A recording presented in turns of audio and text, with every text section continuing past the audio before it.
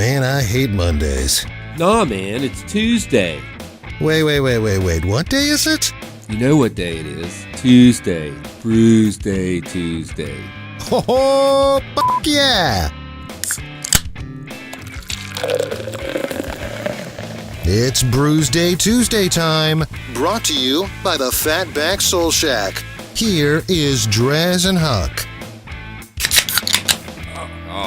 That one got me in the face a little bit there. That was a good one, DreZ. It was. Triple. We just canned this on Wednesday, so it should be nice and fresh. It is Brewsday Tuesday here on 105.3 The Bear, brought to you by the Fatback Soul Shack. I'm about to pour this little lovely brew into my Fatback Soul Shack off 118C, I-81. Was that? You been to the Fatback lately, Huck? Yeah, I was there the other day. I had the hot dogs. They were deluxe. They I haven't tried the dogs yet. Hojo-style buns where they grill the sides. Oh, my gosh. Oh, nice. Well, definitely give them a try if you haven't already. And, of course, you're going to want to try some Pale Fire because we are, once again, in Studio B, joined by a brewer. It's been three weeks straight, man. I'm doing pretty good with recruiting the brewers to come in. You are, DreZ. And so I have actually not just a brewer, I have Tim Brady, the founder of Pale Fire, joining us. Tim, how's it going, man? It's going great. I'm just happy to be here. Hey, man, I'm happy you came and brought beer. Yeah, absolutely. And this first one, man, this is a heady little guy on it. Look at this. Yeah, well, you got the same. I got the same situation. Yeah.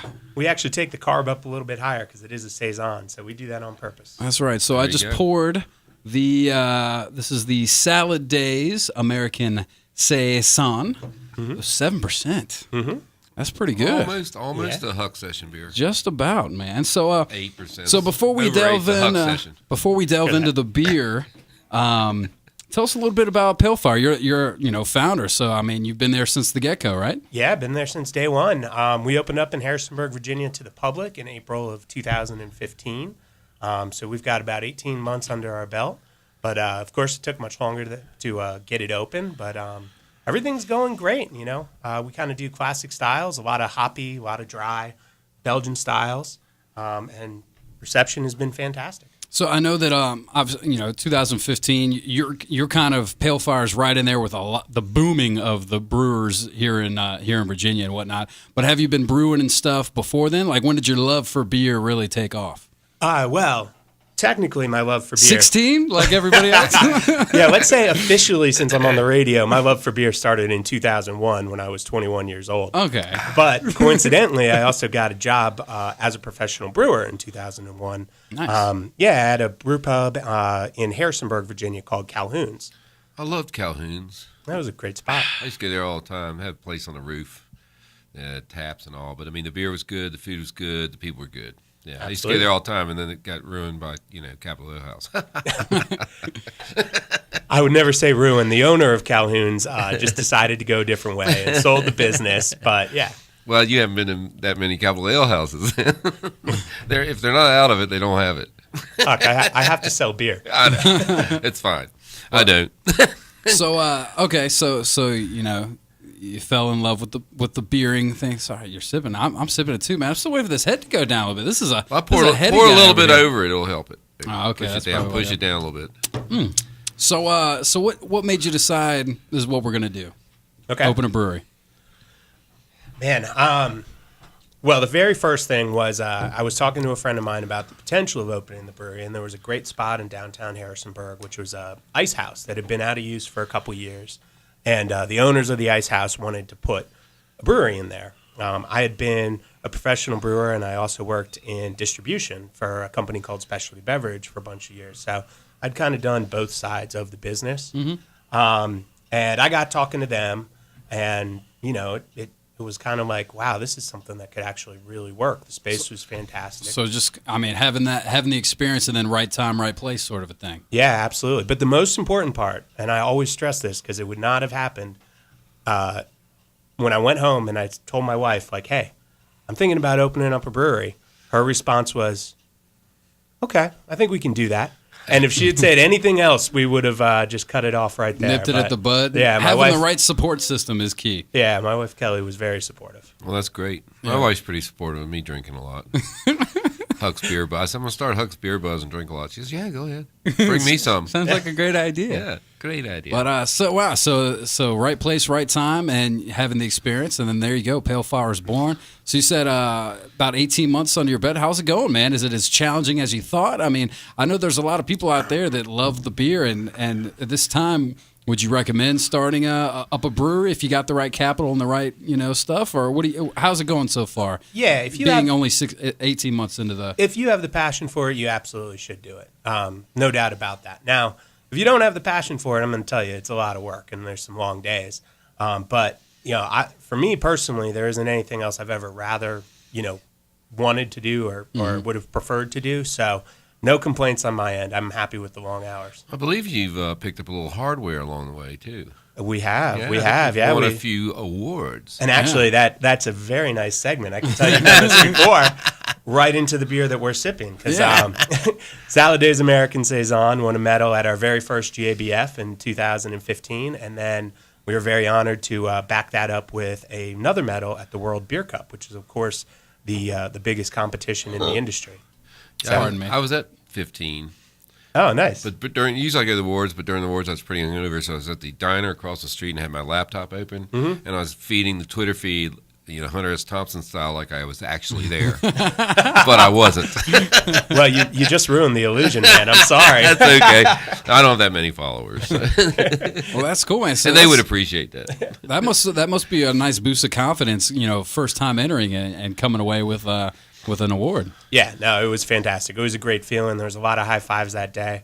And then to back it up with, the GABF with the World Beer Cup was just like kind of jaw dropping. So yeah, that's fantastic. So I have not made the trip to Harrisonburg to go to Pale Fire. You have, Huck. Yeah, I've been there. It's a great little place, and there's several other breweries there, so you can make a day out of it. If you're like me and can drink a lot of beer. Yeah. But that's where we went first. We had a good time. As a matter of fact, I think I met you there. Yeah, should we tell him about that story? Yeah, that's fine. I'm sitting at the bar doing my usual thing, drink a beer, and I start checking into him. And all of a sudden, this voice goes, "Are you Huck?" And what'd you say? Oh, hopefully I came off very playful because that was how it was intended. But I believe you checked one of our beers in at like a 3 or something. Oh, my God, a 3? Yeah, no, I can't believe I did that. Hey, we strive for 5s across the board, man. There's a lot to go into it. But anyway, you looked like a guy who could take a joke and could banter a little bit, so I figured I would just shout it out across the bar. It was funny. Call you out. It was funny. Yeah. So with it being a fairly new brewery stuff, what size operation? You said it's pretty small. Obviously, no, it's actually it's a lot of seats. I mean, the bar's really not like a horseshoe almost, right? It goes around in a big, and it's very light wood. Very, I was there on a sunny day, but it was really, really, as brew pubs go. I would, brewery pubs go. I'd say it's in the top 10%. Really nice. Really nice. Yeah. Oh, Some of them are like. Are you sure we're not top 3? I don't think so. See, you're gonna have to be around a little longer. Stone top 3, right? They've been around 30 years. I don't know. I'm just saying. That's what I told them about the beer. I said, your beer's young, just like you. Us old guys like different beer. Yeah. No, that's fair enough. Yeah, we're actually, our tap room is 2,000 square feet. We have outdoor seating, roll-up garage doors. I think it's a comfortable place to have a beer. And then our system is a 20-barrel system, and we double batch into 40s. So we're certainly not Miller coolers, but we're making some beer. Nice. Yeah. And with that roll-up gate and stuff, I bet that's nice. Summertime, you get bands out there and stuff, like most breweries do. Yeah, the bands are inside. They play inside, okay. but we can roll the doors up, and everybody's standing out on the patio. And that's where I picked up the Groundhog beer. That was. Oh, I do remember the Groundhog for Groundhog Day. We did that. Yeah, I met that guy from Pennsylvania there. Yeah, Punxsutawney Phil. Awesome. Well, here, how about we go ahead and untap this first one? All right. The Salad Days American Saison. We use the Untapped app. Obviously, you're familiar with it. Mm-hmm. DreZ Drinks is my handle. Huck's Beer Buzz is his. And I guess, are you on there as Pale Fire? Is that what your? Yeah, I'd have. Or do you check. have your own personal one? I think I have a personal one. I don't check them in because there's too much politics to that. Yeah, but I can see that. But I do like to go in and see what ratings we're getting. Gotcha. I think you do check. Yeah, I think you did.